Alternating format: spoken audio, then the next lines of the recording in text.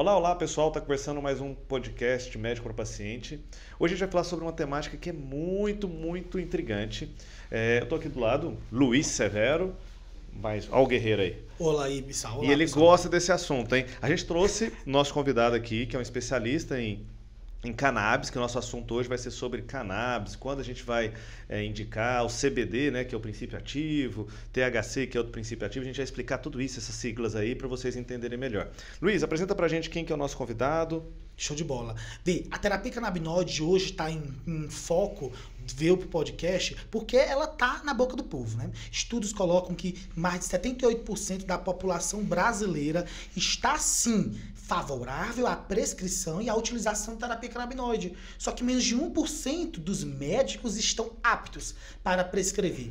E a gente vai entender aqui que diversas condições podem ser utilizadas essa medicação. Então, hoje a gente vai querer trazer para vocês, pacientes em especial, tentar desmistificar o que é essa terapia canabinoide, riscos que tem e os ganhos positivos na prescrição. E para isso a gente convidou o Dr. Guilherme Neri, ele que é médico clínico geral, pós-graduado em medicina endocannabinoide, e ele é mais do que médico, ele é músico e multi-instrumentista. Ô, louco. Ô, louco. Aí é chique, hein? Muito obrigado pela presença e agradeço desde já por dividir aí a sua expertise nessa temática que é tão importante. Muito obrigado pelo convite, né? Faz um tempinho que eu queria estar aqui. Muito obrigado, né, Daniel? Muito obrigado, Luiz. Eu já começo com uma pergunta. Explica pra gente o que é esse... Por que prescrever a popularmente conhecida como maconha? A gente vai utilizar o termo correto, a cannabis. Por que prescrever a cannabis para um universo tão grande de pacientes? Estamos falando aqui de dor, de Parkinson, de Alzheimer, de ansiedade, de depressão, epilepsia. Bom, primeiro, chega mais perto aqui um pouquinho. A cannabis é conhecida milenarmente, né, ancestralmente, como uma medicação. Sempre foi na farmacopeia, né, humana. Ela foi excluída há muito pouco tempo, né, e no período de maior florescência da ciência a gente não pôde estudá-la. Então, eu falo que é um renascimento, de trazer a luz de volta para uma ciência que não deveria ter sido escanteada, ela deveria só ter sido entendida no ponto melhor. E hoje a gente consegue fazer exatamente isso, utilizar as moléculas juntas ou separado, mas saber utilizar para um objetivo. Eu acho que o que a gente precisa deixar bem claro para o pessoal é a diferença entre o uso recreativo da maconha e a cannabis medicinal, que é tipo outra coisa, né? São discussões completamente diferentes. E hoje, né, quando a gente fala em cannabis medicinal, é aquela cannabis que a gente consegue quantificar, saber qual é a molécula que a gente está usando, qual é a dosagem dessa molécula, né, e usar um objetivo, porque todo tratamento tem que ter um objetivo, né? Ninguém pode tratar simplesmente por tratar, vou tratar você com maconha. Não é assim que funciona. E hoje, né, a gente está conseguindo ter respaldo científico, porque há muito pouco tempo a gente ganhou a liberdade de conseguir estudar, né, e publicar as nossas tão procuradas referências, né? Legal. Guilherme, quem que é o perfil, quem são os pacientes que te procuram? Por exemplo, quais são os pacientes que precisam, que normalmente procuram você para uma opção de terapia, né, que está buscando, provavelmente é um paciente que já passou por diversas terapias e não era para ser assim, mas realmente terapias novas, né, ainda estão regulamentando ainda, ela é a última opção, né, porque o paciente já tentou tudo, é raro um paciente tentar como a primeira opção o CBD, o THC. Como é que é o perfil do paciente que procura você para fazer uso da cannabis? Bacana. Então, assim, o perfil do paciente é geralmente exatamente isso. Quem já tentou várias medicações e teve falha. E eu costumo dizer que o meu trabalho como, né, pós-graduado em medicina endocannabinoide é entender um pouquinho de um sistema que tem no nosso corpo, que é o maior sistema, né, de receptores e transmissores que a gente tem, e hoje é trazer isso como informação para os especialistas. Dentro do meu consultório tem pacientes da reumato, dentro do meu consultório tem pacientes da própria neurocirurgia, da neurologia, né? Até pela dificuldade de acesso que as pessoas têm. Então, assim, eu acho que todos os estudantes de medicina deviam ter isso como informação básica, porque aí o meu trabalho não seria tão necessário, né? Porque às vezes o reumatologista, sabendo manejar bem, utilizando a cannabis como tratamento, o meu consultório vai ficar vazio. Isso aí vai, né, uma hora ou outra. Mas o perfil de paciente é todos eles que já tentaram alguma medicação e que por falta de alguém habilitado e que entenda o assunto me procuram para facilitar o acesso, né? Então, acaba sendo um consultório geral, onde eu atendo, né, muita coisa. Nem tudo eu tenho realmente a 100% de habilidade para poder estar tratando, então por isso que a gente sempre tenta conversar com os outros especialistas, buscar os amigos que são neurocirurgiões, neurologistas, reumato, para estar fazendo um acompanhamento multidisciplinar. E o que eu também não conheço, eu vou lá, sento a bunda na cadeira e vou estudar, né? É uma obrigação de todo médico também que não tomou a via de residência, né? Vocês são, né, especialistas, eu não tomei a via de residência ainda, mas é algo que eu não conheço, eu tenho a obrigação de sentar lá e estudar para pelo menos saber para quem eu vou encaminhar, quem é que vai estar tratando esse paciente comigo, né? Então, é uma gama muito grande, né, de pacientes, mas é bom saber e dizer também que a gente nunca trabalha sozinho, né? É isso que ele tocou, Luiz, eu acho bastante relevante, porque, por exemplo, na formação nossa de médico, a gente não tem em nenhuma cadeira, nenhuma matéria, a gente tem algo falando quando a gente vai indicar, em nenhuma especialidade, tá? A gente não tem tanto tempo que formou assim, eu acredito que a gente faz parte lá do corpo clínico da Facisa, não tem nenhuma especialidade até hoje que tenha matéria, vamos tratar determinada doença com CBD, não vai, então... o pessoal ainda é difícil o paciente ter acesso, porque até quem prescreve, que é o médico, não tem conhecimento. Sim, então, menos de 1% dos médicos. A gente precisa primeiro trabalhar. Então, eu acredito que assim, se a gente divulgasse melhor, se o médico, né, que é quem vai prescrever, soubesse que tem essa opção de terapia, acho que aumentaria até mais, acho que seria o contrário. Porque o médico entendendo que tem uma opção de determinado medicamento, às vezes ele não sabe utilizar, ele indica, entendeu?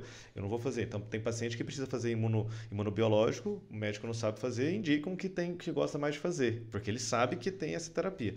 Agora, quando não sabe, é difícil, né? É difícil até diagnosticar a doença. Quando a gente não sabe nem que a doença existe, você não vai diagnosticar a doença. O mesmo é para medicamento. Então, acho que é uma dificuldade para essa terapia crescer. Então, primeiro a gente tem que educar, e acho que é a função do nosso podcast. Então, hoje, a gente tem dois públicos-alvos, né, que são os profissionais de saúde e a população em geral, porque é um tema bastante controverso, muito tempo o pessoal era proibido de se falar, era uma droga que só podia utilizar indígena, que utilizava pessoas fora da ciência, né? Agora a gente já está vendo que ela é utilizada na ciência. Como é que você vê essa questão, Luiz, de nós, médicos, da nossa classe, não saber utilizar e muitas vezes tem preconceito de quem utiliza, né? Isso. Eu, há 2 anos e meio atrás, eu estava nessa posição de um preconceito. Eu não sabia os poderes da terapia canabinoide e não enxergava a possibilidade. Tudo começou há 2 anos e meio atrás, quando os pacientes procuraram. Os primeiros pacientes foi o paciente de Parkinson, depois um paciente com Alzheimer, depois um paciente de dor crônica, que começou a procurar. E foi quando eu disse assim, poxa, os pacientes estão procurando, então é o momento de eu parar, vamos lá, vamos estudar, vamos ver o que é que eu consigo oferecer. O que a gente tem que ficar claro é de que desde 2015, ou seja, há pouco tempo atrás, o nosso país é liberado a prescrição. Então, poucos médicos conhecem, pouca ciência foi utilizada com os nossos pacientes, poucas publicações, apesar do nosso país ser vanguarda em produção científica nesse tipo de terapia canabinoide. Mas um ponto que a gente precisa sempre reforçar, a terapia canabinoide, a prescrição do CBD, do THC, do CBG, CBN, que são moléculas que estão dentro da maconha. Então você tem a planta da maconha, ela tem mais de 500 substâncias, dentro delas umas 100 substâncias são fitocannabinoides. Essas fitocannabinoides eles podem ser produzidos e dados para o paciente. Quando a gente dá para o paciente essa medicação, ela tem o poder de otimizar a nossa própria maconha. Aí eu pergunto para Guilherme, fala um pouco para a gente sobre isso. Que história é essa de nós termos a nossa própria maconha endógena? Isso é bacana demais, porque isso foi o que deu início a toda essa ciência, né? Vamos falar um pouquinho de história, pegar um gancho do que vocês estavam falando.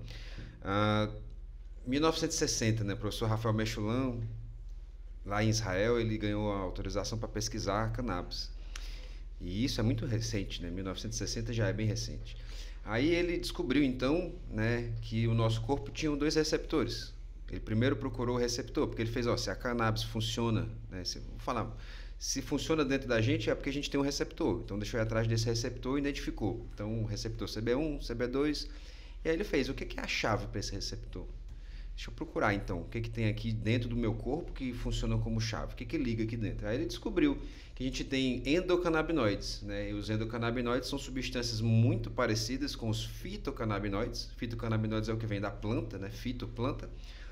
E aí ele descobriu então que a gente tem um sistema de produção, né? E esses neurotransmissores, eles funcionam como um sistema de homeostase, tá? Então, em 1960 se começou a descobrir isso, em 1990 isso foi descrito primeira vez formalmente, cientificamente, e em 2013 só, que é muito recente, cara, 2013, eu acho que eu estava na faculdade já, e isso foi descrito formalmente como um mecanismo do sistema endocannabinoide expandido, que é o endocannabinoidoma.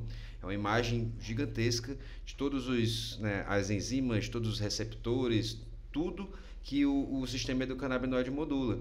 E aí a gente começou a elucidar, então, que é um sistema gigantesco. Talvez é o maior sistema do nosso corpo, ele mexe com todos os neurotransmissores, mexe com um monte de coisa. Então, qual que é o papel dele? Isso se começou a elucidar agora, né? 2013, que foi formalmente descrito. Por isso que a gente tem que entender também o atraso, né? Não é nem um atraso, né? Porque isso está sendo feito agora, a gente está aqui na vanguarda, né? Tentando trazer essa informação para o maior número de pessoas, e esse é o papel mesmo da gente, né? A gente que entende isso como uma ciência, como algo descrito formalmente, né? Nos anais da ciência, trazer isso como informação e pegando o gancho, botar isso dentro da universidade para que mais pessoas, né, descubram isso, né? Hoje em dia a gente tem um braço da medicina, vou chamar de braço da medicina, que é a medicina endocannabinoide, que nada mais é as pessoas que estudam cannabis, né? Mas isso não se enquadra como uma especialidade médica, nem nada do tipo, como o pessoal quer fazer parecer, né? Eu facilito o acesso a cannabis medicinal dentro de um consultório de clínica médica. Eu trato o paciente, a condição do paciente e a cannabis como uma ferramenta. Mais uma ferramenta. Mais uma ferramenta. Eu não simplesmente, igual a gente estava falando, hoje, né, a gente tem como a última ferramenta, hoje em dia a gente também já está desmistificando isso, que ela pode entrar como adjuvante de uma terapia inicial e tudo mais, mas, né, ela é somente mais uma das ferramentas, mais um remédio que na dose errada também dá errado, né? E por isso que é tão importante a gente falar da parte medicinal, a parte que a gente consegue quantificar. Legal. Acho que é interessante esse toque que você falou, que nada mais é do que uma classe de medicamentos que está surgindo. Então, e só está surgindo essa especialidade, entre aspas, por conta de preconceito das outras especialidades. Porque se um ortopedista passasse, se um reumato passasse, tivesse esse arsenal, o paciente não tinha que ir na internet pesquisar uma outra opção, porque não está dando certo, ele já cansou de procurar todos e descobrir que tem essa opção e de procurar, entendeu? A gente está é a mesma coisa que colocar um especialista em anti-inflamatório, especialista em analgésico, isso nada mais é do que uma classe, só que infelizmente o que mais tem na nossa classe médica é profissional que tem preconceito e que não é aberto, mas a tendência é que com o tempo solidifique o conhecimento e até o pessoal mais veterano comece a abrir para poder utilizar essa medicação, porque hoje a gente já sabe que ela está regulamentada, ela é vendida até em farmácia. Então, não é mercado negro que a gente está falando aqui. Se você vai comprar em farmácia, normal. Você vai atravessar a sua rua, se ela for um pouco maior, ela vai ter lá um estoque e está vendendo bem. Já te falo isso. Exato. Então, a gente tem que entender mais ou menos que nada mais é do que um remédio que está na farmácia. Né? Você não vai ter que subir favela, não mexer com nada, traficante, nada disso. É outra coisa. A gente já está falando de ciência, então a gente vai começar a falar um pouquinho das terapêuticas agora. Práticas, um pouquinho, onde pensar, né? Porque existem duas moléculas, pelo que eu entendo. Gente, eu tô aprendendo muito com o Luiz. Esse aqui que eu já tô ele me leva para os congressos que ele fica falando desses negócios aí, eu sei que agora as principais moléculas, que tem várias, né? Que o Guilherme já até falou aqui pra gente, mais de 50, mas a gente tem aqui são as principais, é o THC e o CBD, né? Isso. Quando a gente vai utilizar eles? Pronto. Primeira coisa, a gente tem que entender onde eu vou utilizar a terapia canabinoide para pensar o quê?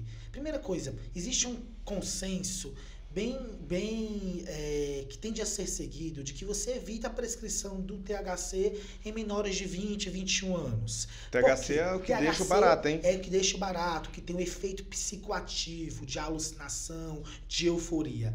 Então, todas as moléculas que estão maconha conhecida, mas que se chama cannabis sativa, elas têm poderes como anti-inflamatório, antitumoral, anticonvulsivante, antineoplásico, poder de diminuição de crise convulsiva, antiepiléptico, dentre outros. Todos esses poderes, eles são muito parecidos entre as moléculas. A diferença é que quando eu uno uma, eu uno outra. Vamos começar, Guilherme, falando sobre epilepsia. Talvez seja o diagnóstico que mais tem estudos e maior evidência científica para prescrever, especialmente o CBD puro, isolado, que é o canabidiol.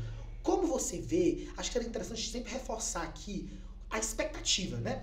O que você vê quando você prescreve para criança? Você que tem muito mais público pediátrico do que eu. Como você vê a experiência da criança com a terapia do canabidiol? Seja epilepsia, seja o autismo, por exemplo. Isso é bacana, porque hoje, né, hoje a gente tem isso como uma escolha. E aí as pessoas têm uma nova chance, né? A terapia anticonvulsivante, naturalmente, ela traz um prejuízo do pós-ictal, de ser uma medicação sedativa, de muitas vezes, né, acaba deixando o paciente um pouco mais sedado durante um tempo maior. E o canabidiol, para ele ter uma meia-vida relativamente curta, ele é uma medicação muito interessante, tanto para abortar a crise. O THC é interessante para abortar a crise também, mas abortivo somente. Mas o CBD, como ele tem uma ação, entre aspas, de neuroprotetora, ele acaba diminuindo o limiar convulsivo da paciente.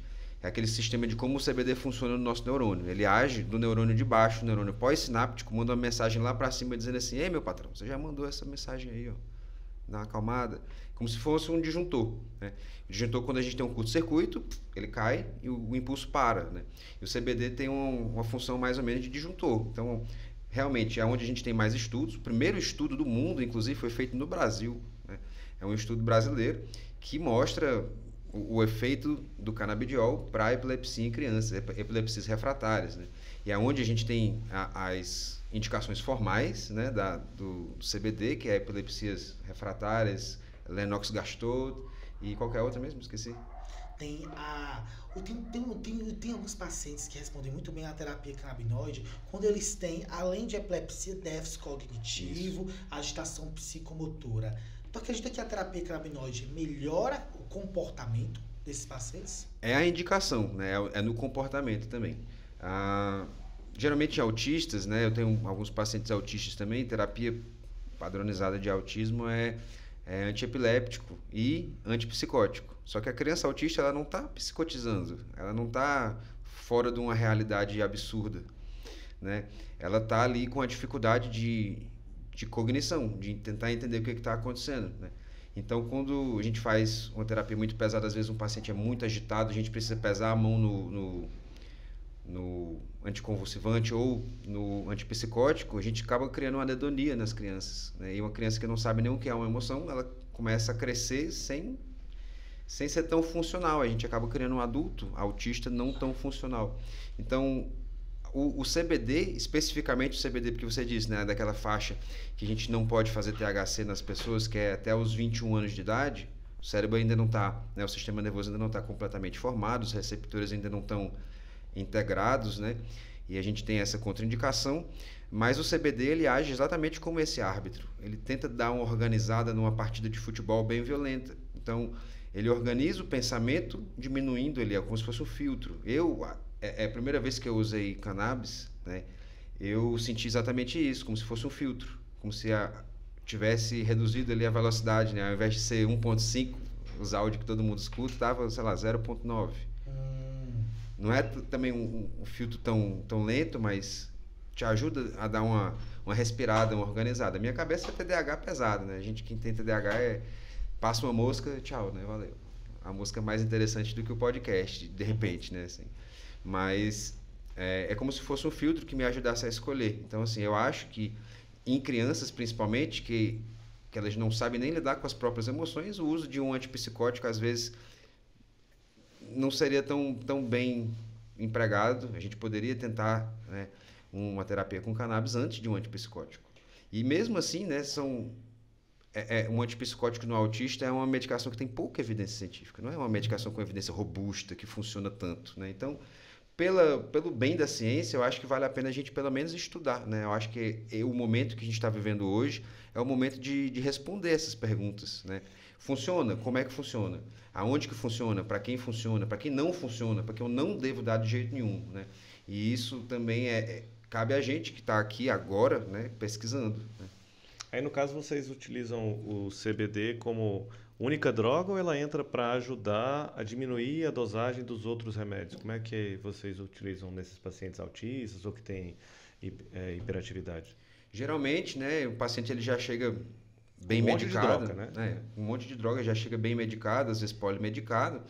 E o que eu faço, o que eu tenho, né, como literatura de que é mais tranquilo para a psique de uma criança autista, até de um adulto autista, tem alguns adultos também, que é introduzir o CBD junto das outras medicações. O CBD ele é metabolizado lá pelo citocromo P450, ele interage com a maioria dos anticonvulsivantes e antipsicóticos, elevando o nível plasmático deles, aí a gente começa a reduzir. Reduzindo o nível deles, a gente consegue reduzir bastante os efeitos colaterais, né? Então, é uma terapia adjuvante muito bacana em adjuvância, né? E junto com as outras medicações, porque a gente às vezes consegue diminuir bastante ou retirar alguns epiléticos, por exemplo, que estão em associações que às vezes um só já fica com nível plasmático tranquilo. Então, eu sempre gosto de introduzir o CBD em doses bem moderadas para ver como é que vai ser essa interação. E aí depois a gente escolhe uma medicação que tem mais efeitos colaterais para ir retirando, para ver como é que o paciente fica, né? Naquele desmame gradual que a gente precisa fazer, porque qualquer coisa rápido demais também dá um degrau na nossa mente e a gente, né, fica mal. Veja que tudo é muito personalizado, né? Não existe uma dose específica de medicação, isso é uma coisa muito importante. Tirando a epilepsia e o autismo, que tendem a ter doses específicas pelo fato até de ser muito em criança, quando a gente vai para outras patologias, dor crônica, patologias como agitação, ansiedade, alteração de comportamento do Alzheimer, existe uma grande recomendação em que você vai aumentando devagar e sempre, progressivamente, a dose da medicação, objetivando chegar no alvo, na expectativa. Então, por exemplo, você está tratando um paciente que tem dor crônica. A gente sabe que o paciente de dor crônica tem muito mais do que dor, ele tem sofrimento, ele tem ansiedade, tem depressão, ele tem alteração do sono, ele tem diminuição da libido, ele tem diminuição do querer viver, ele se torna a própria doença muitas vezes. Então, quando a gente inicia essa medicação, a gente vai aumentando. A cada 5 dias, aumenta 1 gota, 2 gotas, até você perceber que o seu sono melhorou, que sua dor melhorou, que você começa a perceber que você consegue levantar e fazer atividade física. Eu queria escutar de você, como é que é a tua experiência no tratamento de uma condição que é muito comum e que incapacita bastante, que é a fibromialgia. Como você vê a terapia canabinoide, o CBD, associada a THC e outros fitocannabinoides, trazendo qualidade de vida para esse pool de população? Tem uma teoria que circula aí, ela foi proposta pelo presidente da Society of Cannabis Clinicians, que é uma sociedade que eu faço parte lá dos Estados Unidos, que é a terapia da deficiência endocannabinoide, né? Os nossos pastos, os que a gente alimenta, nosso gado, nossas ovelhas, hoje em dia ele é cheio de agrotóxico. E o agrotóxico ele tira algumas moléculas do pasto. Então, sei lá, é uma deficiência geral. O nosso próprio alimento está deficiente de endocannabinoides deles próprios. Então, a gente acaba que também cria uma deficiência de endocannabinoides e quando a gente exporta isso para a vida moderna, noites muito mal dormidas, medicação demais, alimento ultraprocessado, a gente acaba, né, se intoxicando, por assim dizer, e criando um estado pró-inflamatório, né? A fibromialgia é uma coisa que ela foi somente descrita formalmente recentemente também como uma entidade nosológica, né? Uma doença e uma condição, na verdade, né? Não é uma doença que ao meu ver, eu enxergo como uma inflamação, tá? É uma bola de neve, eu gosto de chamar a fibromialgia de bola de neve. Ela começa ali com uma dor, né, de um estado inflamatório que você se encontra, seja ele uma deficiência alimentar ou então, né, um estado, uma chikungunya, por exemplo, que às vezes é muito do start de uma fibromialgia. Então a pessoa começa a dormir mal porque está sempre tendo uma informação dolorosa, acordando, prejudicando o sono. Então é uma bola de neve que a dor prejudica o sono e ao não não sarar direito, né, não dormir direito, você não consegue melhorar a sua dor. E isso vai gerando um estado de fadiga crônica, que é o terceiro passo da fibromialgia. A fadiga crônica dentro dessa bola de neve te deixa deprimido, porque você vai começar a dormir mal, não se vê livre da dor de jeito nenhum e ficar fadigado, né, irritado, incapaz. Eu conheço, né, alguns pacientes que realmente não conseguiam sair de casa, do quarto, porque não tinham vontade mesmo de sair, né? E o primeiro passo para mim é botar esse paciente para melhorar a dor, e aí é THC e CBD, né, junto. O THC ele tem uma função bacana nos receptores vaniloides ali, de tentar dar uma enganada, né, ali nos neurônios da dor e fazer a sua percepção dolorosa não ficar tão queimada ali, tão com feedback te desorganizando. E o CBD melhora bastante o seu sono, então você dorme bem, você está ali com um limiar de dor um pouquinho menor, e aí você deixa o seu próprio corpo te recuperar. Eu costumo dizer que o tempo que você vai gastar para melhorar da fibromialgia usando cannabis é o mesmo tempo quase que você levou para chegar nesse estado de doença, porque a gente não imagina, o povo imagina que é uma medicação que vai tirar a dor completamente igual uma morfina. Morfina, você toma, você fica com o efeito analgésico instantâneo. A cannabis, ela vai te propor um desacelerar da doença. É como se a gente estivesse apagando uma fogueira, né? Então, diminui progressivamente mediadores inflamatórios, diminui a sua dor progressivamente. O seu sono também vai te reparando progressivamente noite após noite, né? E aí a gente encontra um ponto de equilíbrio, né? Onde a qualquer momento essa bola de neve ela pode voltar a crescer em você, né? Se você não sai não faz aquela mudança do estilo de vida, fica ainda dentro daquele processo que te trouxe para a sua doença, isso vai progressivamente aumentar de novo, né? Então, precisa tratar o psicossocial da fibromialgia e precisa tratar a origem da dor, né? E eu gosto muito de falar que o sono é quem vai reparar as pessoas com fibromialgia. É só botar eles para dormir bem que começa a dar certo. Linkando aqui com o que Daniel trata, Daniel que faz muita avaliação de paciente com dor abdominal, Daniel, tem tido alguma experiência, você que já foi para várias aulas minhas de canabidiol, tem tido alguma experiência com prescrição de pacientes de dor abdominal, como por exemplo, doença inflamatória intestinal, com a terapia canabinoide, como você vê isso dentro do seu... Cara, é uma opção que eu já propus para 2 pacientes que eu atendo, que eu faço acompanhamento por doença inflamatória intestinal. Mas assim, aí a gente tem que orientar, aí eu dou a opção e peço para o paciente estudar. Porque também existe um preconceito do próprio paciente. Então a gente propõe, o paciente fica pensando que vai ficar doidão, não sei o quê. Por mais que... E nessa área ainda de doença inflamatória intestinal, são estudos embrionários, não são estudos tão bons, tão robustos, igual o de epilepsia para dor. Então eu falo, é uma opção, e eu acho que muitas vezes vai melhorar, porque esses pacientes muitas vezes têm artrite, têm dores articulares muito fortes. Mas aí, às vezes eu já pego aí com o Luiz, os estudos e tal. O Luiz já me mandou um monte de possíveis locais que a pessoa pode adquirir e tal.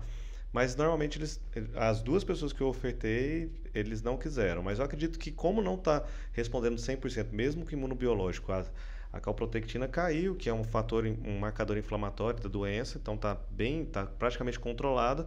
O problema é que mantém a artralgia, muitas vezes atrapalha no sono, tem todos os efeitos colaterais do imunobiológico que a gente não vai deixar. Nesse caso, não tem como eu deixar o imunobiológico, no caso, o CBD e o THC entrariam como adjuvantes na terapia. Eles ajudariam o paciente a dormir melhor, ajudariam o paciente a parar de sentir dor. Porque quem está controlando a doença, porque no caso de doença inflamatória intestinal, é o próprio organismo que está destruindo o organismo do paciente. Então, alguma coisa aconteceu que as células de defesa começam a destruir o trato gastrointestinal, o intestino, o estômago, se for doença de Crohn, as articulações, fígado.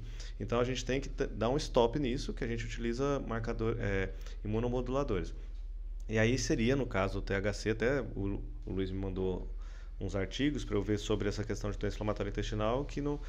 Agora, quanto ao síndrome de intestino irritável, já quiseram. Sim. E aí, assim, eu prescrevi e ainda não voltou. Comecei com aquela dosinha baixa, né? Que são as gotinhas da noite lá. Isso. E aí depois vai aumentando tudo, né? Para ver como é que vai ser. Porque normalmente síndrome de intestino irritável, o paciente também tem um distúrbio de sono, né? não dorme bem, refere muita dor abdominal. A gente passa os remédios ainda para diminuir as contrações do intestino, né? Mas, sim, vamos ver como é que é. Porque normalmente, síndrome do intestino irritável tem que entrar também com algum antidepressivo, né? Para ajudar o paciente. Como você vê a prescrição da terapia canabinoide no paciente que tem doença inflamatória intestinal, intestino irritável, para além do velho clássico CBD e THC? Bom, então, é o que eu queria até falar, eu ia até interromper, ainda bem que eu não interrompi.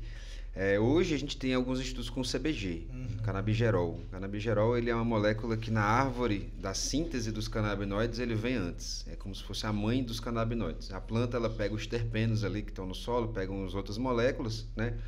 E vai juntando e forma um... Engraçado que todos os canabinoides são isômeros. Todos eles são rearranjos da mesma molécula. Uma parada legal também de falar. São tudo parecidos. Tipo como se fossem as mesmas pecinhas de Lego em cima da mesa que você monta diferente ali. Então... o CBG, que é o canabigerol, ele é como se fosse a mãe dos canabinoides. E ele é uma molécula um pouquinho mais longa, e ele tem 2 alvos que são mais afins na parte do sistema imune e em respostas inflamatórias. Então, ele é uma medicação bacana para resolver tudo que for de inflamação.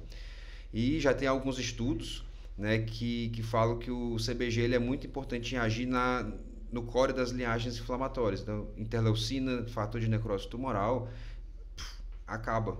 Ele como se regulasse. A gente ainda não entende qual que é o mecanismo, ainda 100% elucidado, documentado, mas o que a gente tem percebido laboratorialmente é que marcadores inflamatórios, todos eles, tendem a zerar quando a gente acerta a dose do CBG. E é geralmente CBG com CBD, né?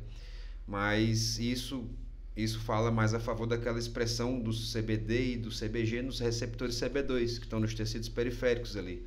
E aí a gente ainda não sabe qual que é a prevalência de receptores CB2 no intestino. Talvez tenham, né, muitos receptores CB2 e por isso que elas agem, o CBD e o CBG agem mais no intestino. Mas aí ainda é, igual você falou, né, estudos embrionários ainda, estão bem numa fase inicial. E é até difícil da gente documentar e quantificar, porque a amostragem de pacientes é pequena, né? Eu só tenho 2 pacientes de acompanhamento. Eu tenho 2 também, com doença inflamatória intestinal. A gente está falando aqui da terapia canabinoide, para quem entrou na live, a terapia canabinoide é uma forma de tratar pacientes com diversas patologias com o objetivo de melhorar a qualidade de vida. Nenhuma dessas doenças, elas são curadas, porque nenhuma dessas, vamos botar no dedo, quais são as doenças que a gente cura hoje na medicina? Poucas, né? Na verdade são doenças infecciosas, algumas são tratadas e curadas. A maioria são doenças crônicas em que a gente precisa ir acompanhando e controlando sintomas e sinais. Quando a gente está falando aqui de indicações, falamos já da epilepsia, da dor crônica, falamos do autismo, TDAH. Como você vê a terapia canabinoide nos pacientes que têm, por exemplo, Alzheimer e Parkinson, doenças neurodegenerativas incuráveis, que apresentam sintomas, desde sintomas motores, na questão do Parkinson, tremor, rigidez, lentidão de movimento, até sintomas cognitivos na parte mais avançada, e a doença demencial do Alzheimer, que eu tenho perda cognitiva, agitação psicomotora. Como uma família que procura você no consultório, que tem essas doenças, o que você equilibra de expectativa para esses casos? Isso é bom. Toda vez que o paciente, né, o familiar do paciente entra no consultório, a gente precisa alinhar as expectativas que eles esperam, né? Porque às vezes chegam com expectativas muito altas e a gente precisa, né, dar um pé no chão, né? Botar o pé no chão. E muitas vezes chegam com expectativas muito baixas e a resposta às vezes é maior do que o que eles esperavam. Então, assim, a gente precisa dizer o que vocês querem, qual é o sintoma que incomoda vocês mais. Porque, né, uma pessoa doente em casa, um paciente com Alzheimer em casa, a casa inteira fica doente em um certo nível, né? Você tem que trocar a sua rotina para poder ajudar, né, no cuidado. Então, né, todo mundo muda um pouquinho. E o principal, né, papel da terapia canabinoide é no comportamento. Aqueles pacientes que têm agitação grande, os pacientes que ficam muito confusos, né? E a gente consegue trazer ainda, igual a gente estava comentando, né, do efeito colateral, principalmente no idoso, que tem já o centro de sede mais reprimido, o idoso fica com um pouco mais de vontade de tomar água. Isso é um efeito colateral, mas é um efeito que para mim é um efeito desejado, né, no idoso que está ali com restrição hídrica, né, que não toma tanta água, faz infecção urinária de repetição, por exemplo, né? Desidrata fácil. Desidrata muito fácil. E aí você, ao deixar a boca do idoso mais seca, ele vai querer tomar um pouquinho mais de água, né? Isso também é um ponto positivo, mas também, né, principalmente na parte do comportamento. Às vezes é um idoso que acorda no meio da noite e não identifica onde ele está, ele vai querer levantar e sair correndo, né? Tem alguns pacientes já que relataram, e aí o CBD ajuda ele não acordar de noite, ele tem uma noite de sono mais tranquila, a família tem uma noite de sono mais tranquila, né, que é importante também, né? E o THC e o CBD têm funções interessantes na parte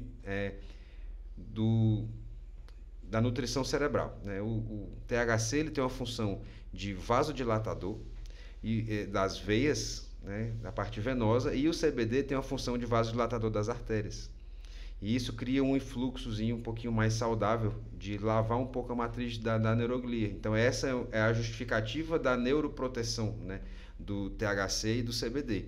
E é algo também que ajuda, talvez, né, a não piorar mais a evolução da doença, talvez estacionar. Isso aí é algo ainda teórico, é algo que a gente ainda precisa de mais estudos para provar, mas pela justificativa de você conseguir ali nutrir melhor os neurônios e não acumular tanta proteína tal e proteína beta, talvez a gente consiga tanto, se fala, né, das expectativas, aí já é expectativas de prevenção, né, pelo menos da instalação precoce, né, dessas doenças neurodegenerativas e também, né, do bloqueio da evolução, né? Então isso aí é tudo teórico ainda, só vale salientar, né? A gente viu isso como um potencial e precisa elucidar isso através da ciência, né? Através de estudos, e é um estudo muito difícil de fazer, né?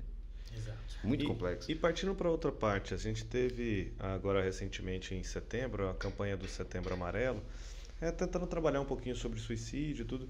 Como é que está a questão da cannabis, do THC, né, do CBD, para pacientes que têm ansiedade refratária, pacientes que têm uma depressão muito forte, né?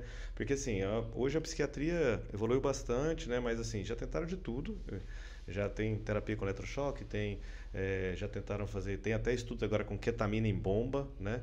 Que tá agora, que teoricamente para eles é o último do supra-sumo aí, essa terapia meio que dá um reset aí no cérebro da pessoa. E aí, como é que entra essa parte da cannabis, do CBD, do THC? Como é que seria uma tentativa de melhorar uma ansiedade profunda, um paciente que tem uma depressão profunda? Como é que vocês têm paciente? Como é que vocês entram? Como é que vocês tratam com esse tipo de paciente? Eu tenho bastante paciente de ansiedade, eu acho que é talvez um dos maiores N's que a gente tem, né, no consultório. E uma das coisas que eu nunca entendi na medicina é porque que a gente trata a ansiedade com antidepressivo. Aí Severo pode explicar melhor, mas é algo, para mim é uma antítese, você botar mais lenha na fogueira, porque para mim quem está ansioso não precisa de mais serotonina. E para mim eu entendo que o CBD ele dá uma regulada no que tem de excesso, né? Que é a função dele dentro do nosso neurônio, é falar assim, já chegou, já deu esse estímulo daí, tenta dar uma segurada, se quiser mandar, o limiar tá aí, aberto, tá um pouquinho mais difícil de passar o estímulo, mas ele ainda está aberto. Mas aí eu vejo, né, o potencial, isso fisiopatologicamente falando, né, isso, o mecanismo fisiológico da patologia age na ansiedade, você fica mais tranquilo, sem ficar sedado, né, porque medicação tradicional da psiquiatria para ansiedade é benzodiazepínico, e benzodiazepínico, quem já tomou sabe o quão difícil é pensar durante o benzodiazepínico, né? Eu já tive a oportunidade de tomar algumas vezes, poucas, mas não é agradável a sensação. E aí eu vou muito do que eu sinto em mim, sabe? Eu gosto muito eu só sei indicar também algo que eu sei que me faz bem. Se eu sei que o negócio não me fez bem, né, eu posso até ter a indicação do livro para indicar, mas eu não consigo prescrever. Mas a função da depressão para mim é diferente, é secundária, né? O efeito do THC e do CBD na depressão, para mim, ele é secundário a uma melhora de bem-estar. O paciente da fibromialgia, por exemplo, né? Qual que é a causa da depressão dele? As noites mal dormidas, a dor interminável. Se você resolve isso, a depressão é aquela nuvenzinha que ela se desfaz, né? E não caracterizando um episódio depressivo maior daqueles, né, da psiquiatria tradicional. Né? Não é pelo tempo que ela está em depressão que ela vai ter um episódio depressivo maior. Mas, de todo jeito, eu acho que sim, tem as suas aplicações. É um número muito grande de pacientes, primeiro, que não dormem bem. E a maior parte das ansiedades, ao meu entendimento, das pessoas do meu consultório, é porque eles não dormem bem. Depois que você bota o povo para dormir bem, a vida fica toda ajeitada, né? Você faz escolhas melhores, você consegue ter uma cognição mais limpa, né? E é essa qualidade de vida que a gente está mirando, né? Assim, é uma molécula que, apesar delas são poucas moléculas, né? Ali, 12 canabinoides de interesse médico que a gente conhece até então, mas, né, vários outros canabinoides, mas elas fazem muita coisa, né? Eles agem em vários sistemas, muita coisa, e é um trabalho difícil. É porque esses receptores que as nossas moléculas, o óleo, vamos só lembrar que o canabidiol, na maioria das vezes, é em formato de óleo. Tem outras formulações, mas são óleos que você bota debaixo da língua, espera um minuto, depois engole. Esses óleos têm essas substâncias que atuam nesse efeito. Elas atuam nesses receptores. E os receptores estão presentes em diversas áreas, no cérebro e fora do cérebro, na medula, nos nervos e também na região do intestino, região de músculos. Por isso que vamos começar a responder a caixinha que foi aberta. Uma delas foi a utilização do canabidiol no pessoal do esporte. Queria que tu colocasse aí, que você tem experiência nisso, como você vê a possibilidade de prescrever o canabidiol, seja ele pomada, spray ou mesmo óleo, para pacientes que não estão doentes, para pacientes esportistas, com o objetivo de performance muscular, performance de resultados. Eu acho que o esporte assim, é o que o brasileiro entende como uma das coisas mais sagradas, né? Assim, o ápice do bem-estar físico é um esportista. Então, eu gosto muito de trazer a cannabis como uma forma de aumentar a performance esportiva, porque a gente consegue dissociar a cannabis daquele maconheiro que fica no sofá jogando videogame o dia inteiro, sabe? Então, acho que é uma imagem que muitas pessoas têm, a maioria das pessoas que não entendem de cannabis, ela vai ter. E aí a gente consegue trazer a cannabis para o âmbito do wellness, né, que é o bem-estar. Lá nos Estados Unidos, eu acho que a maior parte da indústria da cannabis ela é baseada no wellness, não da doença, mas de como eu posso prevenir minha doença, de como eu posso melhorar minha prática esportiva. E hoje a gente tem apresentações, né, inúmeras. A gente tem pomada, a gente tem supositório, a gente tem spray nasal, a gente tem roll-on, né, a gente tem, enfim, milhares de apresentações, né, que vão ajudar, por exemplo, o esportista. Eu sou o médico responsável pelo Atleta Cannabis, né, uma comunidade aí no Instagram de um atleta nosso que ele é maratonista e corre Ironman. Então, Ironman, bicho, é uma prova absurda, velho. São 120 km de bicicleta, são 5 km de nado e 42 de corrida. Isso tudo de uma vez.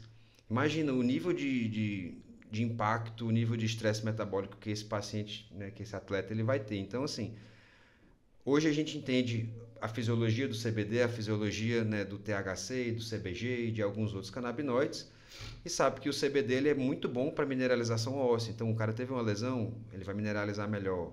Ele não tem uma lesão, mas ele tem uma fraqueza que o treino ele vai mostrando, por exemplo, uma fasciite plantar, que é uma fragilidade que ela vai evoluindo, né? Então, a gente consegue trabalhar na prevenção que essa lesão se agrave, a gente consegue melhorar uma lesão pré-existente já, né? E também baseando a terapia canabinoide no sono, né?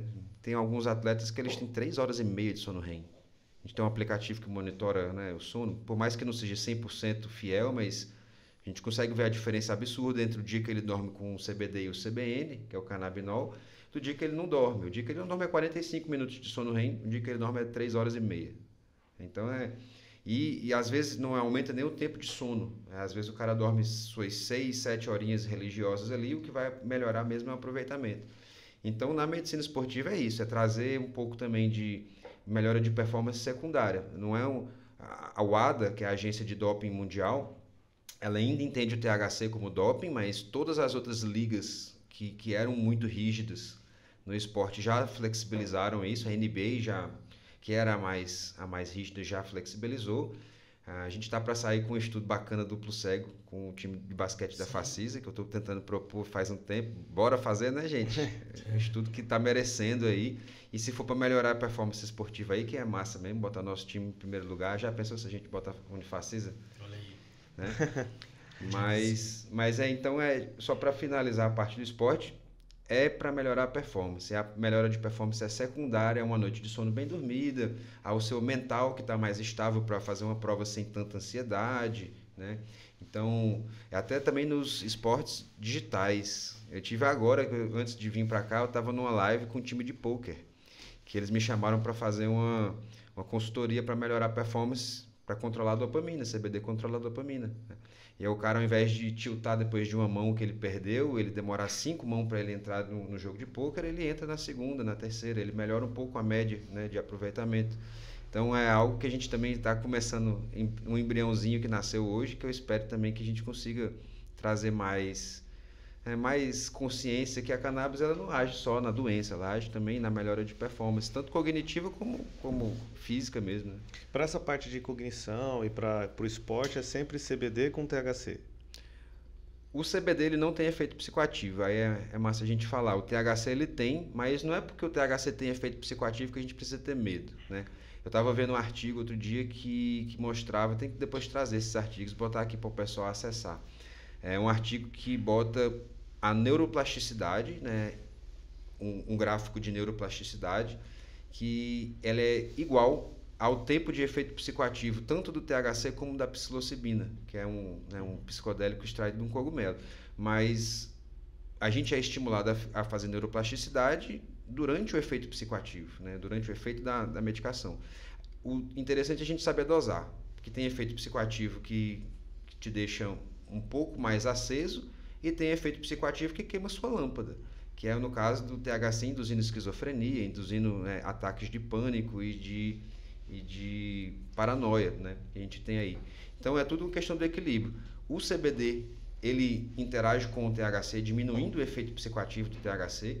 Então toda vez que a gente vai introduzir THC para um paciente, tem que introduzir pelo menos a mesma quantidade de CBD junto, que é para o CBD segurar o efeito psicoativo, dar uma caminha para o THC, né, agir melhor, mas aí é individualizado, vai de paciente para paciente. Eu tenho uma paciente que retirou um tumor do cérebro, que com uma gotinha de THC ela já fica, né, eufórica, já fica como se estivesse embriagada, e ela não pode, né? O mínimo, que é uma gota, já deixa ela com efeito psicoativo, então intolerância completa, ela não pode, né? Assim como eu tenho um paciente que é neurotípico, que ele é autista já há 33 anos, que ele toma 30 miligramas por dia. E 30 miligramas, para mim, que uso cannabis há muito tempo, é incapacitante. Eu não consigo sair do quarto, eu fico paranoico, né? Então, assim, é muito individual, né, do que aquele indivíduo está precisando. Por isso que eu acho que a gente está ganhando mais espaço como um braço de medicina, porque não é tão simples, né? Não é só CBD nem THC, e isso é legal também, né? Tipo, o meu trabalho como médico canábico, medicina endocannabinoide, tá também de elucidar os mecanismos, né? É um pouco de farmacologia, eu amo farmaco é bacana. Legal. Tem mais alguma coisa aí, Luiz? Não, da caixinha não. Cara, perguntaram aqui um pouco. Guilherme, você consegue olhar aí? Porque eu cliquei aqui e saí, cara, e não consegui ver o que perguntaram. Eu sei que o Souza Danilo está participando bem. Ele falou assim, ó, recentemente vi um relato de retirada de venlafaxina para ansiedade. Mesmo sendo dual, o canabidiol apresentou uma resposta mais satisfatória e zero prejuízo na vida sexual do paciente. Então... Sim, porque o canabidiol tem um efeito ansiolítico, então ele diminui a ansiedade sem diminuir a libido, né? O efeito colateral de estalopram, desvenlafaxina é a diminuição da libido. Então o canabidiol ele sempre tem essa ideia da desprescrição e diminuição de efeito colateral. E mesmo assim, quando a gente consegue introduzir um canabidiol, mesmo com a desvenlafaxina, por exemplo, a gente consegue reduzir pelo menos a metade. Aí o efeito colateral sai. É legal. E pensando, vamos assim, só para o paciente para o pessoal que está acompanhando, que é bem leigo, que eu já vi muitas vezes as perguntas. Qual que é a diferença do canabidiol que o paciente vai comprar na farmácia, que vocês vão prescrever, do canabidiol que pega nesses institutos que o pessoal tem aqui na Paraíba, tem várias dessas associações. Como é que é? Existe alguma diferença? Como é que funciona aí? Então, eu aproveito aqui para tirar o chapéu para algumas associações, porque elas são um fator social, né, meio que ajudou a divulgar e a promover o acesso e o que né? O que a gente entende hoje é por causa delas, né? Mas a gente precisa entender que a indústria brasileira ainda está muito longe de chegar perto de um nível farmacêutico, né? Hoje o que a gente tem de associações são muito poucas associações que têm autorização da Anvisa para estar lidando com isso, tá? Existem mais de 120 associações, mas que têm autorização da Anvisa só 4. E isso é muito danoso para o próprio paciente, porque a gente também não sabe. O objetivo da cannabis medicinal é você quantificar as coisas e saber o que está ali dentro. Se eu tenho um processo que ele é estimado, cagou, não consigo. Vou fazer o quê? Eu vou estimar a dose para o paciente, aí volta para a maconha, tá? Então, esse é o porém. A gente tem um caminho longo ainda para transformar o Brasil numa indústria, tá? Canábica. A gente tem um espaço muito grande ainda, e aí talvez onde entre uma das oportunidades de negócio mais interessantes dos últimos tempos, porque é uma indústria que está em branco, é uma indústria que está nascendo. Então, quem entender como fazer as coisas direitinho vai se dar muito bem, né? E aí a gente volta para as vias de acesso. A gente tem a medicação farmacêutica que vem de laboratórios, né, geralmente de fora. Não sei se tem algum laboratório, acho que a Prat está fazendo aqui, tem né? Só o canabidiol, né? Só a Easy Labs e a Prat já são laboratórios, é mesmo, a Easy Labs. Esses são laboratórios da indústria brasileira que utiliza o canabidiol que é extraído de plantas de fora do país, ou seja, de ótima qualidade, invasam e vendem, né? Então são ótimas opções quando o canabidiol puro. Isso, aí a gente tem também a exatidão do que está ali. Então isso para mim é muito mais importante do que eu estimar que tem uma quantidade de THC ou de CBD ali. Mas quando a gente fala em formulações que tem THC e CBG, o brasileiro já é difícil, é mais caro. Muito mais. Acaba tendo que ser importado. É meio amplo, doutor. Eu vou ter que, mesmo com frete, sai mais barato você comprando de fora, quando você quer formulações que sejam CBD com mais alguma coisa. Tem algumas associações que cobram taxa de associação, que às vezes é 2 vezes mais caro que um frete internacional. E que a medicação que você importa, ela às vezes é 20 vezes mais concentrada e mais pura, e aí você vai comprar 1 ou 2 vezes por ano só. É diferente daquela medicação que a gente compra uma cartela de 30 comprimidos e toma eles no mês inteiro e tem que comprar todo mês, né? Eles já fazem essa logística para a medicação ser mais concentrada, para você comprar 1 vez só por ano, 2 vezes por ano, né? Então, a gente tem um fator que a medicação ela fica estável durante uns 2 ou 3 anos. A literatura fala que para o CBDA na forma ácida 12 meses, mas a gente não usa o CBD na forma ácida, a gente usa o CBD na forma estável. Para o CBD na forma estável são 5 anos, né, de estabilidade dentro do frasco. E, enfim, a gente tem essa segurança, né? Tem uma segurança maior porque a gente vê os laudos de coeficiente de canabinoides, de tudo que tem ali dentro, e chega rápido, não demora a chegar. O processo de autorização da Anvisa geralmente é automático, não demora nem 5 minutos para sair, né? E a gente tem medicações mais concentradas e os canabinoides, vou dizer, menores, a gente chama de canabinoides menores. Né? Mas se a gente for ver, o CBG ele é maior. E na verdade todos são isômeros, todos são iguais, né? Então a gente fala menores porque eles são os mais raros. E uma coisa bacana, hoje através da hibridização, né, eu costumo dizer que a cannabis é o cachorro planta, porque a gente domesticou o lobo até virar um dálmata que a gente tem hoje, né? Então a gente saiu de um fenótipo agressivo para um fenótipo bonitinho, pintadinho e feliz. Hoje a gente consegue entender isso, que a gente fez isso com a cannabis antes da gente fazer com o cachorro. Então a gente domesticou a cannabis porque a gente entendeu que ela serviria para a gente. E hoje a gente, através de hibridização, a gente consegue criar um monte de cepas diferentes que extraem canabinoides raros. Então tem um tipo de cannabis que vai fazer só CBG, tem um tipo de cannabis que vai fazer mais CBC. Então hoje a gente consegue, através de hibridização e manipulação genética, descobrir as plantas que vão dar os canabinoides mais interessantes. E aí é um ponto muito bacana, porque a planta ela passou milhões de anos sofrendo evolução e lapidando essas moléculas, né? Elas estão ali, a informação genética delas está ali. O ser humano tenta fazer os canabinoides sintéticos, mas todos eles têm falhas assim, fatais, né? De interação medicamentosa, de metabolização, de toxicidade, tudo mais. Então a gente tem que entender realmente que a planta ela é linda, só que a gente tem que entender que ela não é linda porque Deus fez ela assim, foi porque a gente foi atrás de domesticar ela, de extrair as hibridizações que sejam mais interessantes para a gente. Então, né? Hoje a gente consegue extrair e botar num frasco, muito melhor. Ninguém precisa fumar mais, graças a Deus, né? Vamos responder as perguntas aqui, porque a gente já está estourando o nosso tempo. Bom. A Luzinete, ela pergunta, quando o pai tem TH, quais são as chances do filho ter? Existe essa informação? História familiar de TDAH e de distúrbios de comportamento, eles são menos de 10% na visão global.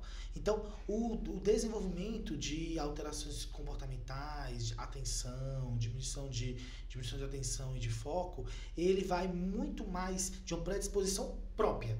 Não é genético determinado necessariamente. O componente genético é só 10%. Então, assim, diagnóstico tem que procurar o neurologista, o psiquiatra, para fazer um bom diagnóstico baseado na queixa. Exatamente. Só dar um parênteses, que hoje em dia a gente tem uma super diagnosticação, né? Um excesso de diagnóstico de TDAH que quando a gente vai ver realmente não é. Às vezes o paciente chega, eu sou TDAH, eu quero isso.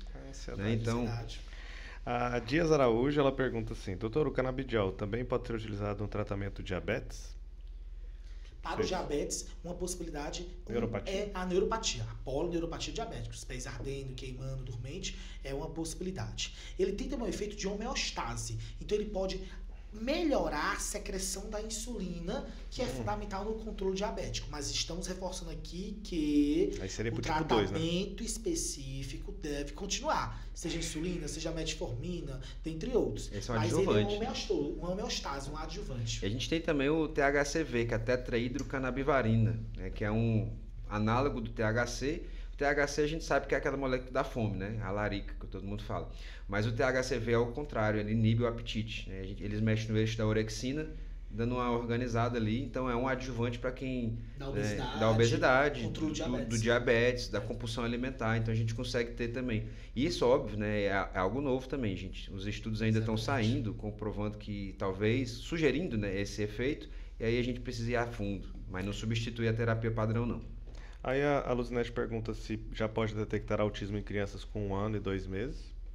Diagnóstico de autismo 2 anos, né? Geralmente é depois de 2 anos. A criança ela pode ter sintomas, mas em geral o paciente ele vem se desenvolvendo bem entre 1 ano e 1 ano e meio, e a partir de 2 anos o ganho que ele tinha anteriormente, ele começou a falar e não estava mais falando, os movimentos repetitivos, os movimentos estereotipados, a fala reduzida, a alteração de comportamento, a agitação começa a se apresentar. Então o clássico diagnóstico aparece de 2 anos para frente. E a última é o Souza Danilo, parabenizando os colegas, gostaria de parabenizar pelo excelente conteúdo e ótima didática. Parabéns. Show de bola. É isso aí, gente. Vamos encerrar. Vamos deixar aí um minutinho aí para Guilherme. Para Guilherme, para reforçar aí de que maneira a terapia canabinoide ela pode mudar vidas. Bacana. Então, gente, só para a gente finalizar, a cannabis ela não substitui terapia. Cannabis não substitui terapias padrão ouro, né? Que a gente sabe que tem evidências científicas robustas. Terapia com cannabis é uma alternativa, tá? Ao que não está tendo uma resposta adequada, né? E há pessoas que já também tentaram todas as coisas que se tem para tentar e não deu certo. Então, a gente tem condição de fazer sim. Hoje a gente conhece muito sobre como a cannabis funciona e como ela age, para saber também que tem pessoas que têm contraindicações. Então, tem uma corrente aí também querendo liberar geral, né? E botar dentista. Dentista já pode, né? Dentista ainda tem um entendimento melhor, o pessoal da odontologia, de interações medicamentosas. Mas o pessoal da nutrição está querendo começar a prescrever, só que a gente precisa entender que é uma medicação. Ela tem interações medicamentosas importantes, tá? Ela tem contraindicações importantes e a gente precisa sempre avaliar. Também frisar aqui que ninguém trabalha sozinho, tá? Então, eu não estou aqui querendo tratar a ansiedade, tirar do psiquiatra, eu não vou tirar o paciente da epilepsia de ninguém, porque isso é uma terapia multidisciplinar, a gente está ali em conjunto, né, para fazer o melhor para o paciente e dizer que se você tem curiosidade de entender, vá pesquisar e procure um médico que sabe prescrever, né? Que hoje em dia somos muito poucos, né? Cada um na sua área de expertise ali, e eu como facilitador também, quando eu tenho algum paciente que eu não consigo manejar, eu mando para Severo. Teve alguns pacientes que a gente já encaminhou e vice-versa, né? E saber assim que isso é uma opção. E hoje a gente consegue utilizar as moléculas da cannabis, né, e não chamar de maconha mais, agora é cannabis, porque hoje a gente consegue quantificar e entender o objetivo com o qual a gente vai fazer essa medicação. E agradecer de novo pela oportunidade de estar aqui. Muito bom estar com vocês e conversar um pouquinho. Para vocês que estão acompanhando a gente na live, muito obrigado, fica um abraço. Pessoal que está no podcast, em breve vai estar disponível no YouTube, no Spotify. Não esqueçam de seguir a gente no Spotify, seguir a gente no YouTube, seguir a gente e classificar em 5 estrelinhas, por favor. Caso fique alguma pergunta, a gente vai responder nas caixinhas ao longo da semana. E não esqueça de acompanhar a gente no Instagram, @drluissevero.neurocirurgia, Dr. Daniel Martins com 2 S. e @dr.guilherme Neri com Y. show de bola. Forte abraço, pessoal, e boa noite. Tchau, pessoal.